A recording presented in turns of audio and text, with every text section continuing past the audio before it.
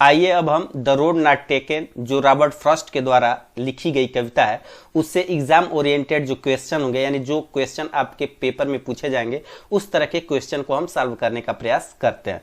Question जो पहला आएगा वो कुछ इस प्रकार का होगा, read the following stanzas given below and answer the following question that follow each. कि नीचे एक स्टेंजा दिया गया है जिसके नीचे कुछ क्वेश्चंस दिए गए हैं, उन स्टेंजास को पढ़ करके दिए गए क्वेश्चन का हमें आंसर देना होता है। तो सबसे पहले हम स्टेंजा 1 को पढ़ते हैं और उससे रिलेटेड इंपॉर्टेंट क्वेश्चन को हल करने का प्रयास करते हैं।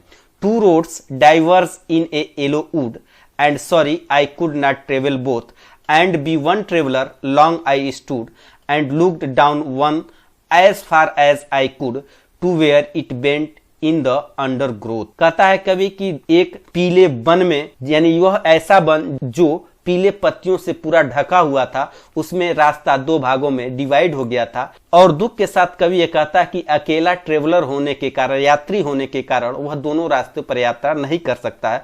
लॉन्ग आई स्टूड, और बहुत देर तक वह खड़ा रहता है और सोचने के बाद वह दूसरे रास्ते को बहुत दूर तक तब तक देखता रहता है जब तक वह झाड़ियों के बीच में गायब नहीं हो जाती है। तो अब इस स्टेंजा को पढ़ने के बाद जो इससे रिलेटेड क्वेश्चन है उसको सॉल्व करने का प्रयास करते हैं। क्वेश्चन देखें, पहला कहता है, from which poem has been the above stanza been taken, also write the name of the poet. कह रहा है कि जो ऊपर का स्टेंजा है वह किस कविता से लिया गया है और इस कविता के राइटर कौन है। तो हम इसका आंसर लिखेंगे, the above stanza has been taken from the poem the road not taken. यानी जो ऊपर का जो स्टेंजा है वह द रोड नॉट टेकन नामक पोएम से लिया गया है। Robert Frost the poet of the poem, Robert Frost जो है इस कविता के कवि हैं। क्वेश्चन नंबर 2 देखें, who could not travel bath, कौन दोनों रास्तों पर यात्रा नहीं कर सकता था। तो हम जानते हैं कि पोएट दोनों रास्तों पर यात्रा नहीं कर सकता, तो हम लिखेंगे answer, the poet could not travel both, जो कवि है वह दोनों रास्तों पर यात्रा नहीं कर सकता। तो लिख सकते हैं इसको ऐसे ही, the poet could not travel both the roads. Next question देखते हैं, two where did two road diverge, कहां पर रास्ता 2 भागों में विभाजित हो गया था। The two roads diverse in a yellow wood, वह 2 रास्ते जो थे वह जंगल जो पीले पत्तियों से भरा हुआ था वहीं पर जाकर 2 भागों में विभाजित हो गए थे। इस क्वेश्चन नंबर 4 देखें, up to what point did I look, किस बिंदु तक आई ने देखा। आंसर इसका देखेंगे, I looked up to as far as I could to where it bent in the undergrowth. मैंने जहां तक मैं देख सकता था वहां तक मैंने देखा, जहां तक पेड़ पौधे और झाड़ियां मुड़ी हुई थी और रास्ता गायब हो गया था। Which word in the above stanza rhyme with stood, कह रहा है ऊपर के स्टेंजा में स्टूड शब्द का रीमिंग वर्ड्स कौन सा होगा। तो रीम वर्ड्स देखेंगे, स्टूड का जो होगा वो उड होगा, यानी ऐसे शब्द जो समान उच्चारण वाले होते हैं, यानी लयात्मक जो शब्द होते हैं उसी को हम रिमिंग वर्ड्स कहते हैं। तो स्टूड का जो रिमिंग वर्ड्स होगा वो उड होगा। तो आंसर लिखेंगे, in this stanza stood rhymes with wood. Next stanza को देखते हैं, then took the other just as fair and having perhaps the better claim because it was grassy and wanted wear though as far that the passing there had warned them really about the same।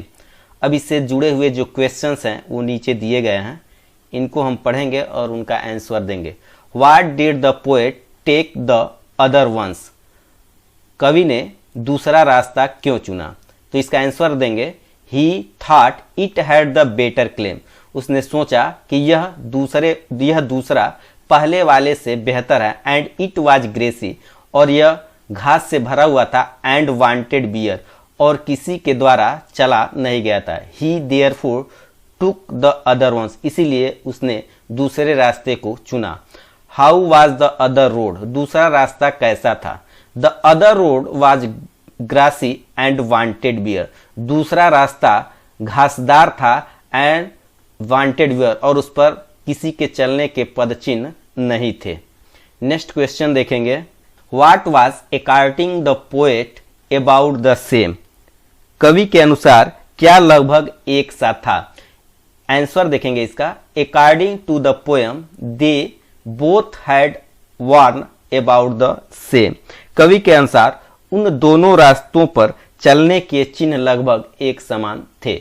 Next question देखेंगे, विच word in the above stanza RIMS with fair and wear. कह रहा है कि ऊपर का जो stanza है उसमें कौन सा ऐसा शब्द है जो फेयर और वियर के साथ रिमिंग वर्ड यानी तुकांत शब्द है। तो आंसर लिखेंगे, in the stanza there rhymes with fair and wear. ऊपर के स्टेंजा में देयर एक ऐसा वर्ड है जो फेयर और वियर के साथ रिमिंग वर्ड इस्तेमाल किया गया है। आइए अब पैरा 3 से जुड़े हुए क्वेश्चंस को पढ़ते हैं और उनके आंसर को लिखने का प्रयास करते हैं। And both the morning equally lay in leaves no step had trodden black oh I kept the first for another day yet knowing how way leads on to way I doubted if I should ever come back. Question देखेंगे हम। Question number 1 है, what was there that morning with both the roads. उस सुबह उन दोनों सड़कों के साथ क्या था। आंसर देखेंगे, that morning both the roads lay in leave. उस सुबह दोनों सड़कों पर पत्तियां बिछी थीं। No one had trodden ever them, और उन पर कोई नहीं चला था। क्वेश्चन नंबर 2 देखेंगे, what did the other road want. दूसरा सड़क क्या चाहती थी। आंसर हम लिखेंगे, the other road wanted that someone should walk over it. दूसरी सड़क चाहती थी कि कोई इस पर चले। नेक्स्ट क्वेश्चन देखते हैं, तीसरा, what did the poet find after the passing there. उस पर गुजरने के बाद कवि ने क्या पाया। आंसर इसका हम लिखेंगे, after passing there the poet found that they had worn equally. वहां से गुजरने पर कवि ने पाया कि दोनों मार्ग समान घिसे हुए थे, यानी दोनों रास्तों पर समान रूप से लोग यात्रा किए हुए थे। नेक्स्ट क्वेश्चन देखेंगे, tell all the rhyming words in the above stanza. कह रहा है कि ऊपर का जो स्टेंजा है उसमें यूज किए गए सभी रिमिंग वर्ड्स को लिखिए। तो आंसर हम देंगे, in this stanza lay day way rhyme with each other and black rhymes with back. कर रहा है ऊपर के स्टेंजा में ले डे और वे एक रिमिंग वर्ड्स हैं और जो ब्लैक शब्द है उसका रिमिंग वर्ड बैक है। आइए अब इस चैप्टर का नेक्स्ट चौथा और लास्ट पैरा को पढ़ते हैं। I shall be telling this with a sigh somewhere ages and ages hence two roads diverged in a wood and I took the one less travelled by and that has made all the difference. इससे जुड़े हुए जो question हम उसके answers को देखेंगे। When will the poet tell something with a sigh. कवि आह के साथ कुछ कब कहेगा। The poet will be telling something ages later. कवि युगों के बाद कुछ कह रहा होगा। विच, नेक्स्ट क्वेश्चन देखते हैं, which one did he take. उसने कौन सा मार्ग चुना। आंसर इसका हम लिखेंगे, he took the one which was less travelled by. उसने वह मार्ग चुना जिस पर कम लोगों ने यात्रा की थी। नेक्स्ट क्वेश्चन देखेंगे, question 3, what things made all the differences. किस चीज ने सारा अंतर कर दिया। तो आंसर हम लिखेंगे, the poets taking the road which was less travelled by made all the difference. Poet ने उस सड़क को चुना जिस सड़क पर बहुत कम लोग चले थे और इसी ने सारा अंतर ला दिया। इस तरह से चारों स्टेंजास से जुड़े हुए जो महत्वपूर्ण क्वेश्चंस थे उन्हें हमने हल कर लिया।